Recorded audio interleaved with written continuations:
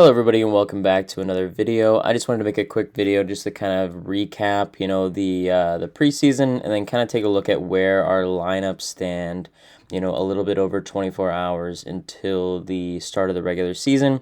The Canadiens will open their season against the Toronto Maple Leafs on Wednesday, so just taking a look a bit at the lineups here. Obviously, we've been talking the past couple of weeks about what the lineups look like, who's staying up, who's staying down.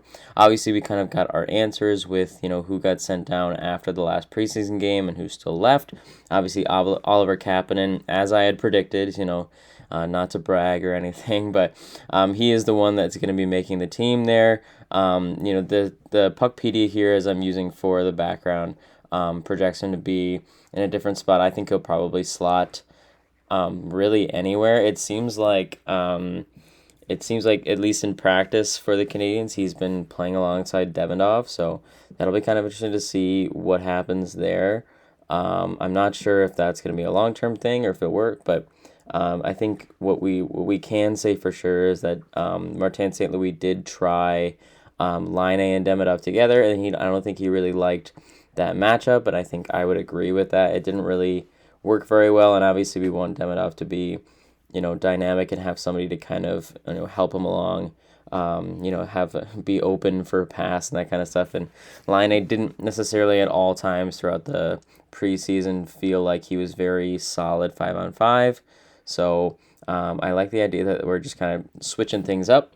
So it'll be interesting to see if Kapanen works out that way and if it boosts his game as well, get him up to that next level. So yeah, I think it'll be interesting to see where he goes. Obviously, Veleno is the other guy who is, as we've kind of been able to see over the last couple of weeks, like he's definitely going to be making the team, probably in a bottom six role of some kind. But regardless, I think he definitely earned his spot there. So it'll be interesting to see what he does once the regular season starts up.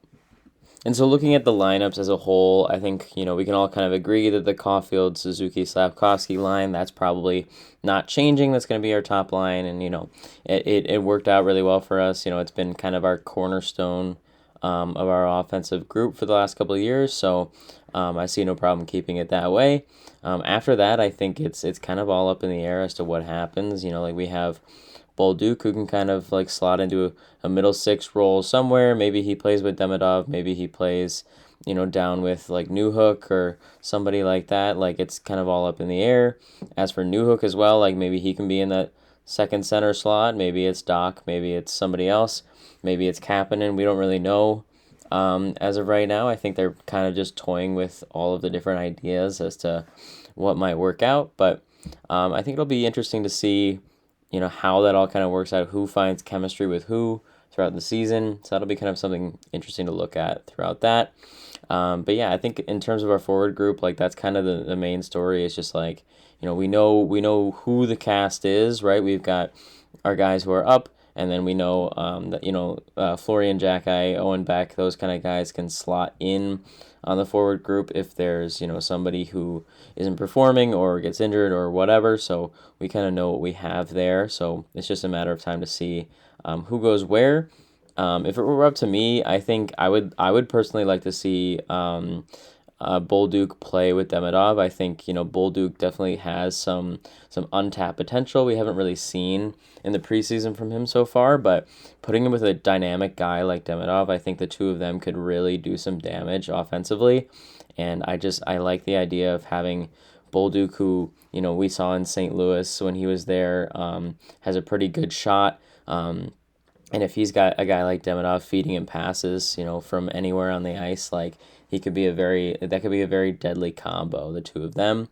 And then a guy like Doc who can, just be a big force out there, hopefully, avoiding injury, but, like just making space and that kind of stuff like Slafkovsky does on the first line for Suzuki and Caulfield. So I think that would be a really interesting, 1-2 punch for our top two lines. But again, I think it all comes down to if there's chemistry there for that to work. Otherwise, who knows? And then the bottom six is, the bottom six. We'll just have to see who slots in where, that kind of stuff. And then moving on to the D core here, I think that there's just a lot of different options that we've seen in the preseason, and I think I think that they're going to continue to kind of toy with that a little bit. It seems like the prevailing opinion is to have Dobson and Matheson play together, which I guess makes sense in terms of the fact that, Matheson was kind of the guy eating a lot of our minutes in last season, so it makes sense to kind of putting with another guy who is going to kind of do sort of the same thing, put them together. I personally predicted at my preseason projections at the start of the preseason that Gooley and Dobson would play together, and I still think that that's kind of a good idea. I think that's something that I would like to see, concerning the fact that Gooley can kind of play more of a two-way or defensive role, and then Dobson can kind of shine and feel a little bit more free to play offensively. So we'll have to see if that's something that they go with. Otherwise, Matheson and Dobson, I think Matheson has definitely, doesn't get enough credit for the offensive potential that he has. I just worry about, if both offensive defensemen are out there, both kind of trying to make offense happen, and then something happens, defensively, and we don't have anybody back. So it'll be interesting to see what happens there. But we all know Matheson and the way that he can play. But yeah, so it'll be interesting to see what happens there. But I think, having a top four of Matheson, Dobson, Gooley, Hudson is definitely not a bad thing. Nothing to scoff at there. So, yeah, I think just any combination of that is going to work great.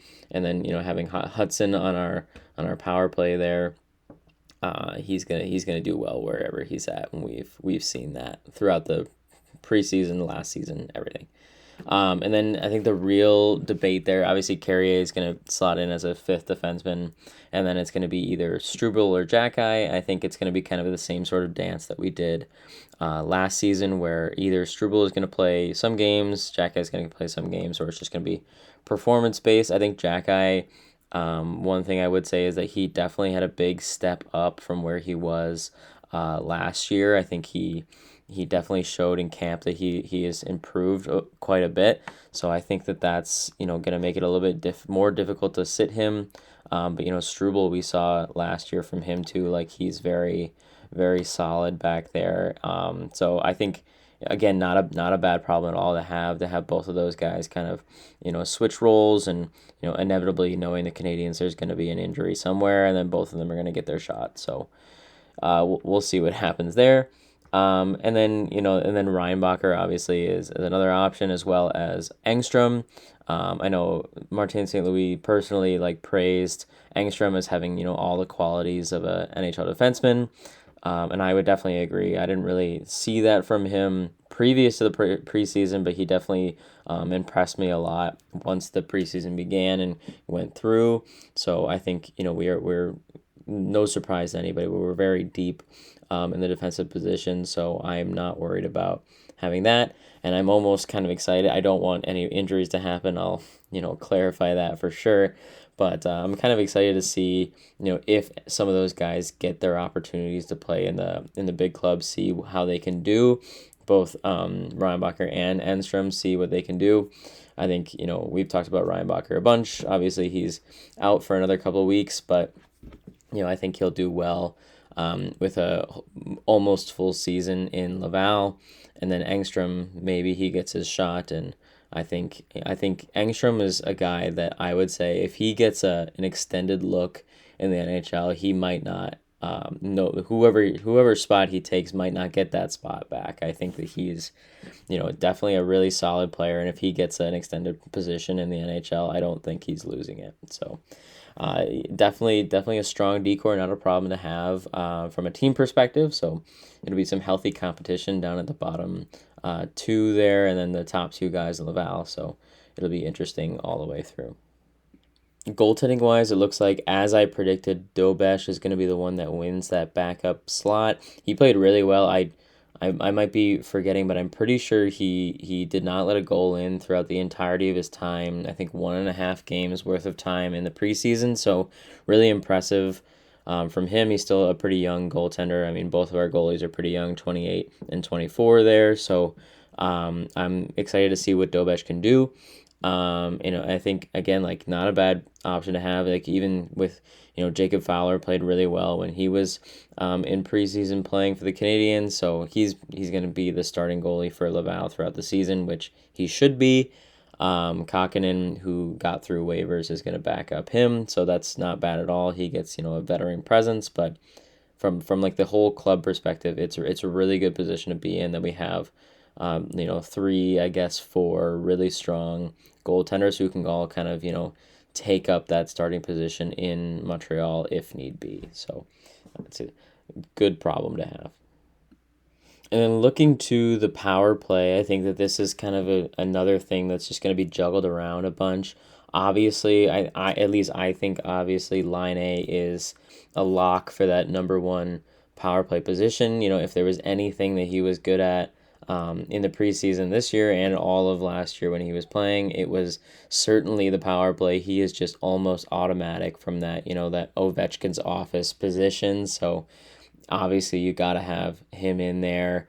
Demidov, I think, has shown enough skill at this point to prove that he should be on there. He had some connections with Line A when they were on the power play together throughout the preseason as well. So I think him and Line A are definitely on there. Hudson, we've seen enough from him to know that that's the play. And then from there, I think it's just, who do you want to put in there? I wouldn't even be surprised if Cole Caulfield starts on the second power play, just so that both power plays have a threat. But we've also seen Cole kind of play like the down low, kind of like in front of the goalie position. We have Suzuki, we have Slavkovsky, so we have a number of options at power play, and it's just going to be a juggling act to see like what five is going to work the best, what five is going to be able to move it around effectively to actually get some scoring on our power play. And then obviously we have Noah Dobson who can play that second unit. We have Matheson who was on the second unit last year who can maybe slot in, be a second defenseman on there. Like there's the opportunities, the options are endless on our power play, it seems. So I think if it were me, my first power play unit would be Line A, Hudson, Demidov, and then two of the Slavkovsky, Suzuki, and Caulfield line. I'm not sure what you want to do there. I feel like Slavkovsky has proven he's pretty solid as an in front of the net kind of guy, and then Caulfield can play the bumper.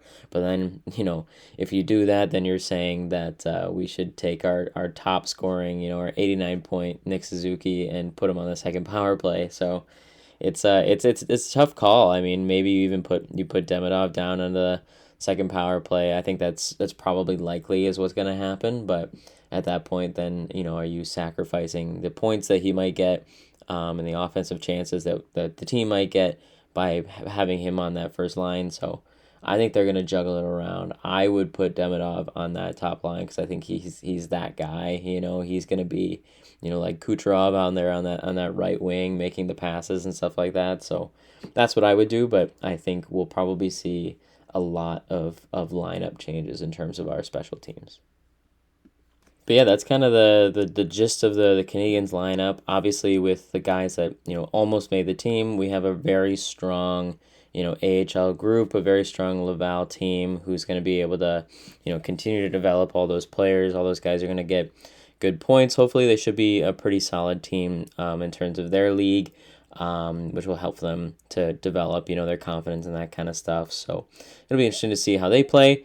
Obviously, through the college season just started, we saw Michael Hage, after 1 week with Michigan, is actually leading the NCAA in scoring. I think he's got 7 points in 2 games. So they weren't exactly playing the toughest competition, but still, it's good to see him popping off with Michigan to start there. So that's always good to see. Alexander Zarovsky, the guy that we drafted pretty high in the second round. He's in the KHL right now, and he's got, I think, 3 points in 2 games or something like that. Like, he's on a pretty solid point streak, and let me tell you, it is nice to watch a Canadiens prospect in the KHL that is not playing for SKA or SKA or whatever it is, how Demidov was last year with, him getting benched all the time and stuff like that. It's good to see somebody in our system for the KHL actually playing minutes and producing. So that's always good to watch. But yeah, I think it's good to see our prospects in and out of the system doing well. My prediction about Vincenz Rohr about making the team was wrong. He got sent back to his Swiss league team, but it'll be interesting to see how he does there. I still have pretty high hopes for him as to how he's going to turn out. I think he's a somewhat underrated player. So, yeah, I think our entire lineup will be interesting to see from the Canadians all the way down to the individual leagues. And then just moving on to some general kind of news around the Canadians as we get closer to the season. I think the big thing that everybody's kind of got their minds on right now is the Lane Hutson extension, which has not occurred yet. I'm recording this, very early Tuesday morning, so I think that the deadline for getting an extension for Hudson with deferred funds or something like that. I'm not an expert on how all that works, but I think that deadline was today, so clearly they're still kind of mulling it over, trying to figure out what's going on, and obviously with Connor McDavid extending for cheap, 12.5 million, that's probably got the market kind of in a frenzy as to who is worth what, that kind of stuff. So I have faith in Kent Hughes that he'll be able to get this done. There was reports that came out today that Hudson was apparently willing to accept less than 9.5, but for whatever reason the deal didn't get done. I don't really know, how much truth there really is to the claim in the first place, and also, what would even cause that to not get done. But regardless, I think Kent Hughes and the Canadians have too much faith, and they know too much about how good and how meaningful Lane Hudson was and currently is to the team. I think it's safe to say that no matter when it happens, he's gonna be able to get that thing done. So I'm not too worried about that. Outside of that, I think a kind of funny thing that happened is we put Sammy Blais, Kaapo Kähkönen on waivers. Unfortunately, Blais got claimed by the Toronto Maple Leafs. So I think Sammy Blais throughout his time with the very short time with the Canadians in the prospect game, or the not the prospect games, the preseason games, he definitely didn't necessarily show that he was gonna make the lineup on day one or whatever, but he could have definitely been a guy who would be a scratch and kind of be available in case, as a veteran presence, as opposed to, calling up somebody to maybe play their first NHL game out of Laval or something like that. So I was a little disappointed to see that he didn't really, he wasn't able to get put into the Laval system, and we lost him to the Maple Leafs of all people, right? So, but it was just kind of funny because he got claimed there, and then Caden Primo also got claimed by the Leafs. So it looks like they're a little bit jealous of our system there. They're claiming all of our guys up, and they put Pizzetta on waivers too, which I was kind of bummed about. I think Pizzetta played a really important role for us when he was there as kind of just like a glue guy, if you will. So I was kind of hoping that he would make the Leafs roster just because it would be a cool thing for him to be able to, have a cemented spot on the roster. And I do think that the Leafs could use some grit, obviously. So I thought maybe he would be able to slot into the fourth line, but clearly that didn't happen. But yeah, so I think a lot of people are a little bit disappointed about losing Sammy Blais to the Leafs. But I just feel like, I think they could have kept him as an extra forward, but there was just really no space for him. And, cross our fingers, but, without injuries, I'm not sure when he would be able to slot in. He would just kind of be, playing in Laval or something like that. And I'm not sure that he's really worth keeping down there. So, we could have traded him away or something. But yeah, I think a little bit of a loss there, but nothing too crazy. So, that's kind of the gist of the news going on around the Canadians. I think, everyone's just anxious about the signings, also just anxious to get the season underway, see how we play against the Leafs, and then moving on through the season. So I'm gonna be here making videos for all of those. So I hope you'll tag along for those. I wanted to announce here that I started uploading. I made an Instagram account. It's Wisco Habs fan on Instagram, and then I made a YouTube short as well on this channel. I'm gonna be doing a little fun thing just kind of on the side for for Instagram, YouTube Shorts, seeing if I can predict the outcomes of every NHL game throughout the season. So just be kind of like a short, obviously a short or Instagram reel, just kind of giving my breakdown very quickly of every game going on for every day of the NHL season. Just kind of see if I can predict, just make a wild prediction about every game of the season. See if I can go over 500 is my goal. So to see if I can predict over 50% of the games throughout the season, right or wrong, and I'll keep a tally on that throughout the time. So if you're interested in that, just kind of like a quick, it'll be like minute and a half video or something like that. The first one is already up on both platforms. So if you're interested in just kind of like a fun, like lighthearted challenge, see how I can do. Give my Instagram a follow. Also look at the YouTube Shorts on this channel as well. So just kind of like a fun little thing just to add on to my content. So I just thought I'd shout that out. But other than that, that's kind of the most of it. I think I might also be in the near future making some videos related to the Wisconsin Badgers. Obviously, it's Wisco Habs fan for a reason. From Wisconsin, I went to the University of Wisconsin, so I'm a big men's hockey and women's hockey fan there. Both teams are looking to be pretty good this year, so if you're interested in following along with that as well, I might be making some. I don't think I'll be recapping every game like I am for the Canadians, but I think I will be doing some kind of like weekly check-ins with both teams, just kind of like overviewing how the weekends went, because college hockey, they play like back-to-back games over a weekend or whatever. So I might do like a once a week or something like that, kind of recap of how those teams are doing. So if you're interested in that, I will probably be posting those on this YouTube channel as well once I get those started. So that's kind of the gist of what's going on with the channel and all that kind of stuff. So if you're interested, excited about all that stuff, hopefully you'll subscribe and hang out with me for the remainder of the season as we get the season underway, that kind of stuff. So yeah, I'm really just looking forward to get this season underway, and I hope you guys are looking forward to following along. So until Wednesday, I will see you guys then.